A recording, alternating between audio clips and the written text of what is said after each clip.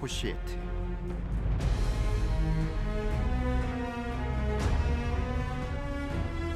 안중근 의사가 이토 히로부미 암살을 위해 블라디보스토크행 배를 탔던 곳이 바로 이곳이다.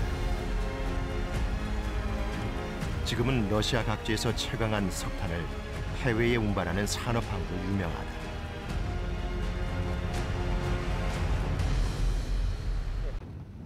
비포장도로로 이어진 길을 달리는 동안 일반인 금지 구역이라 지나치는 차량이 하나도 없다. 하산역은 북의 낮은 선봉까지 가는 직통열차의 출발지다.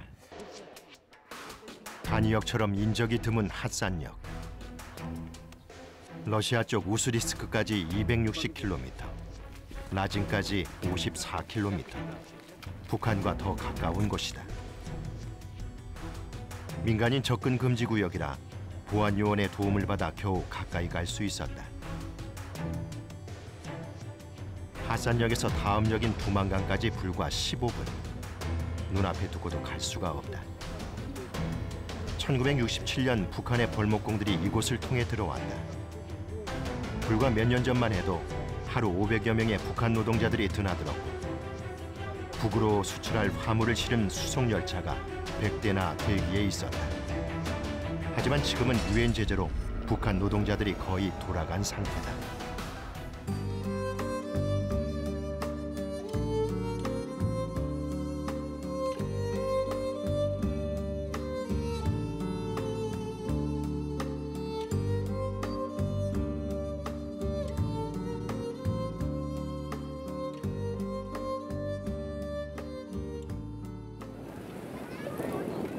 우리에게 연해주라는 이름이 더 익숙한 프리모르스키 크라이주, 그리고 주도인 블라디보스토크.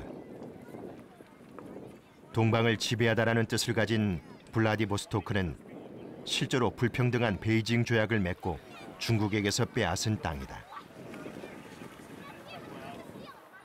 푸틴은 극동의 중심인 블라디보스토크를 가장 먼저 자유경제 특구로 개방했다. 우리에게도 북방 경제 교두보로 남과 북, 그리고 러시아 경제 협력 시대의 핵심 거점지다. 이곳 아무르를 마지막으로 완성체가 된 시베리아 횡단철도는 이제 우리에게도 유라시아 횡단의 길을 내어주게 될 것이다. 천연가스관 매립지 현장을 보기 위해 누스키섬 중앙발전소를 찾아가 봤다. 이곳의 가스도 시베리아에서 관을 통해 끌어다 쓴다고 한다. 두 차례 한러 정상회담에서 최대 관심사로 논의가 됐던 것이 바로 2011년 이후 중단된 남북러 가스관 재추진이다. 세계 2위 천연가스 생산국 러시아와 가스 협력 확대는 산업계에서도 큰 이슈가 되고 있다.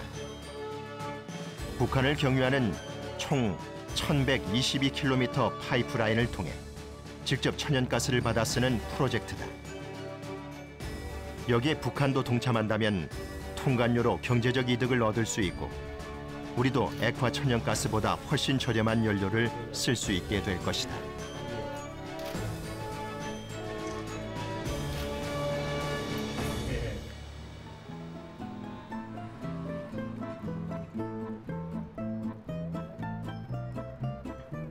블라디보스토크. 이곳은 시베리아 횡단 열차의 종착지다. 이곳에서 모스크바까지 총 60개나 되는 역을 쉬지 않고 달리면 6박 7일이 걸린다고 한다. 동해에서 출발해서 북한, 중국을 거쳐 이곳 블라디보스토크에서 유럽까지 유라시아 철도가 개설되면 더 싸고 더 빠르게 물류 역사는 다시 쓰여지게 될 것이다. 공산권 국가들의 국제철도협력기구에 우리나라의 회원국 가입에 반대해왔던 북한이 찬성표를 던지면서 드디어 회원국이 됐다. 이제 당당하게 28개 가입국과 독소조항 없는 공정한 협약을 할 수 있게 됐으니 대륙 철도 진출에 훨씬 더 큰 가능성을 갖게 된 것이다. 아무르 강변 위로 러시아에서 여름철에만 볼 수 있다는 백야의 하늘이 신비롭게 펼쳐진다. 잠들지 않는 여름을 즐기려는 시민들로 도시는 행복에 취해만 간다.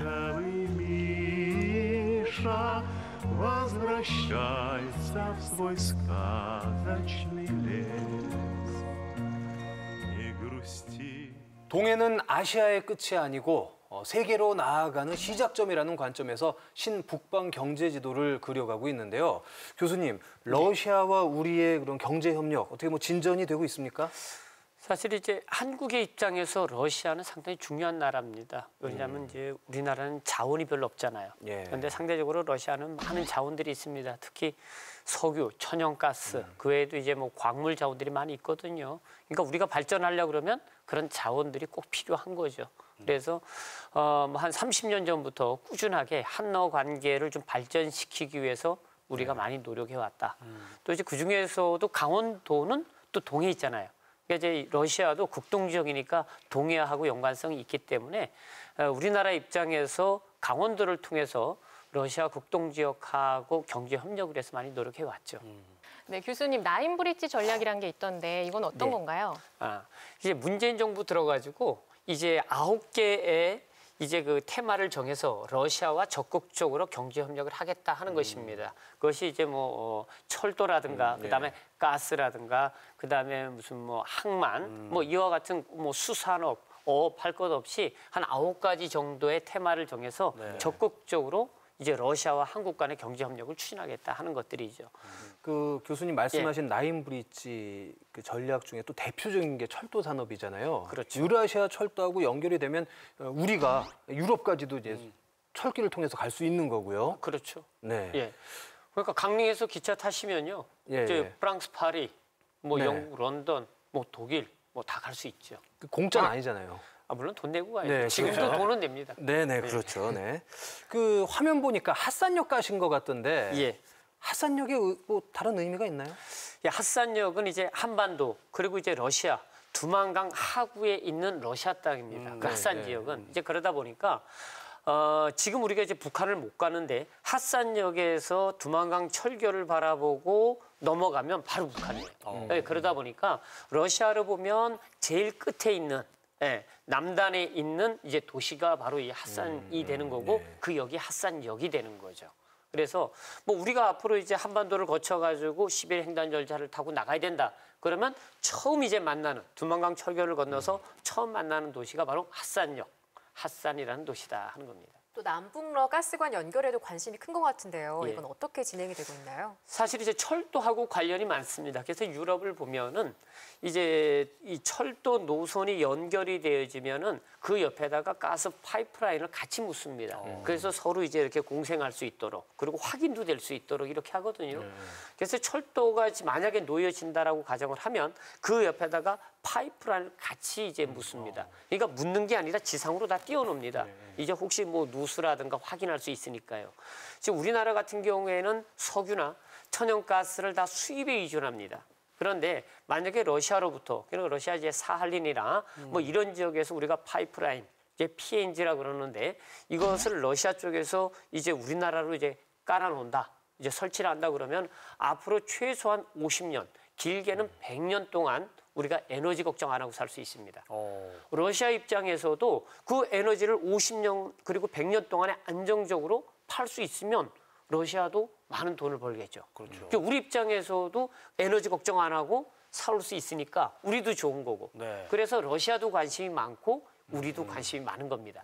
그런데 이 파이프라인이 오는 곳이 바로 강원도를 통해서 올 수 있다는 거죠. 그 혜택은 강원도가 가장 많이 보게 되지 않을까 하는 생각이 듭니다. 그 말씀하신 대로 남과 북의 협력이라는 이 바탕 위에 한국과 러시아의 관계에 진전이 있다면 우리에게도 많은 가능성이 열리게 되는 거네요. 무한하죠. 네, 가스관이 먼저 묻히든 철길이 다 뚫리든 어쨌든 저희가 유럽 갈 수도 있고 유럽 사람들이 기차를 타고 올 수도 있고요. 그럼요. 네, 그렇군요. 참 빨리 유럽 갈 수 있는 날이 왔으면 좋겠는데. 예. 네, 오늘 말씀 고맙습니다, 교수님. 예, 감사합니다.